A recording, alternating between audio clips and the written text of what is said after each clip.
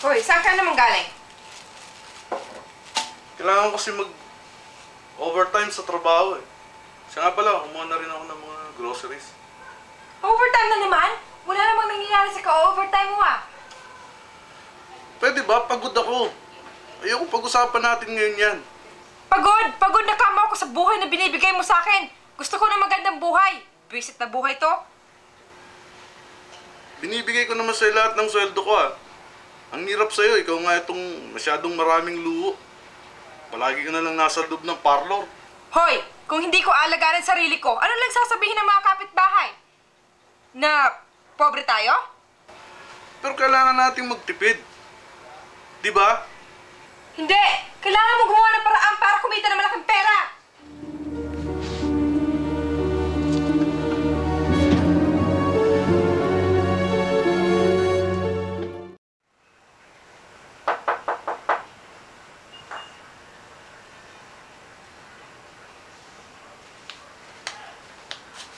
Hoy! Buksan mo nga ang pinto! May kumakatok!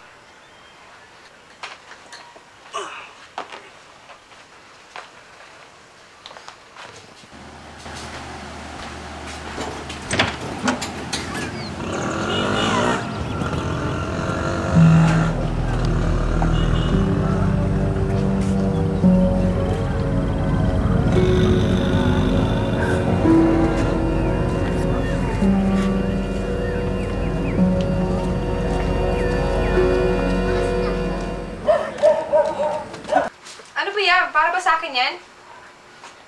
Tingin ko para sa ating dalawa eh.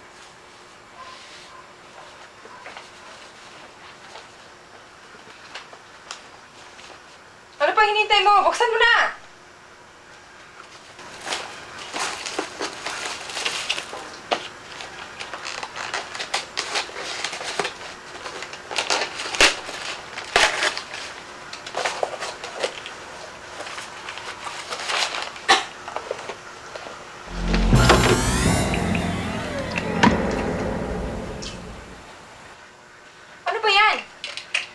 Ewan ko.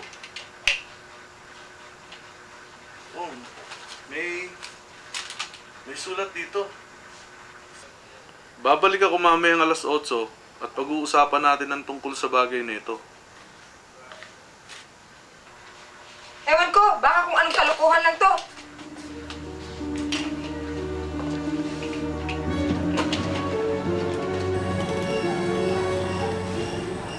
This movie event is brought to you by Tropicana. Be happy. Over the year, as we approach another year, ETC. Sino yan? Ako si Misteryoso. Natanggap mo na ba yung pinadala kong package? Oo. Ano ba yun? Pwede bang pumasok? Tuloy kayo, Misteryoso.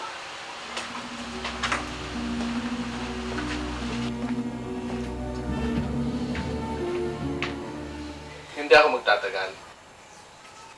Narito ang sobre na may langmang card at susi na gagamitin mo sa pagbukas ng kahon.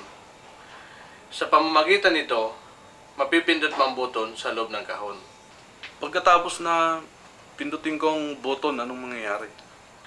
May dalawang bagay na mangyayari. Una, isa sa hindi mo kilalang tao ay mamamatay.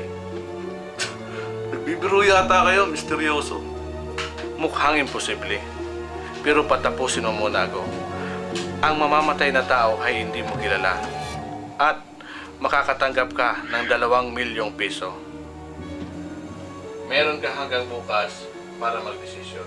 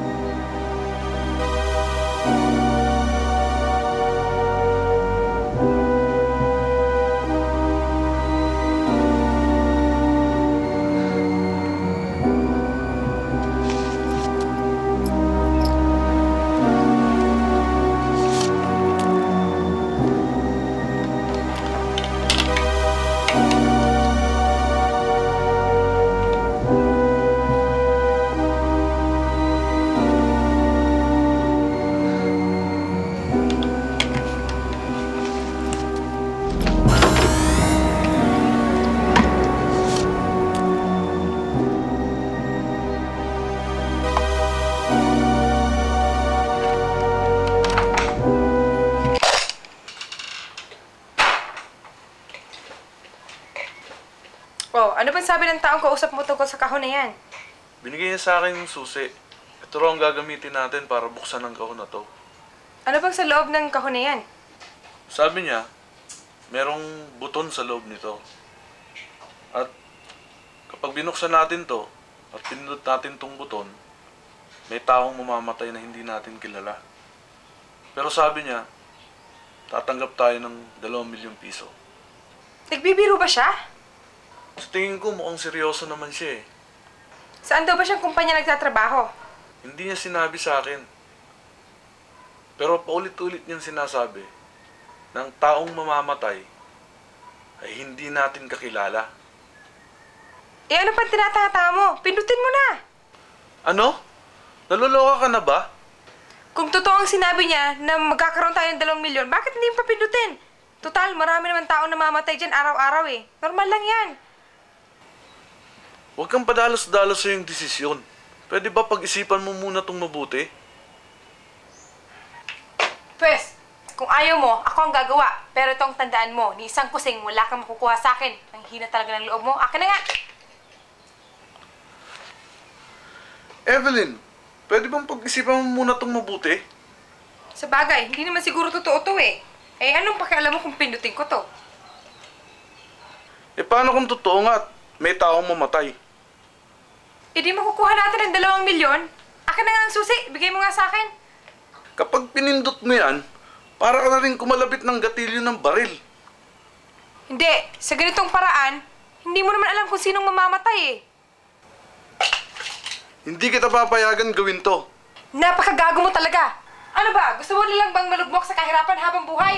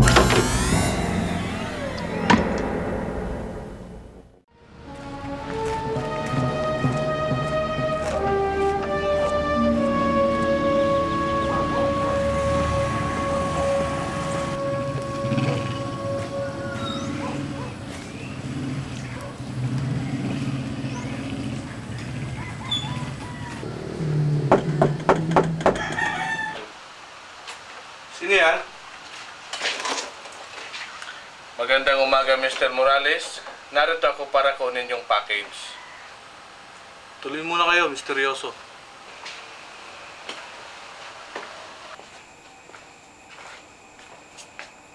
Pinindot mo na pala ang buton. Hindi ko pinindot ang buton. Eh kung hindi ikaw, sino? Ewan ko. Hindi ko alam. At wala akong balak pindutin ang buton na yon. Ako! Ako ang pumindot ng buton. Mrs. Morales, kayo palang pumindot. Ikinagagalak po kayong makilala. Ibig mo sabihin, May namatay. Siyempre mayroon. Ito po ang 2 milyon.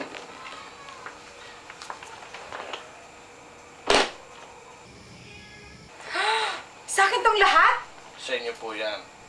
Sabi ko na sa'yo, ang tanga-tanga mo kasi, ayaw mong pindutin ng buton.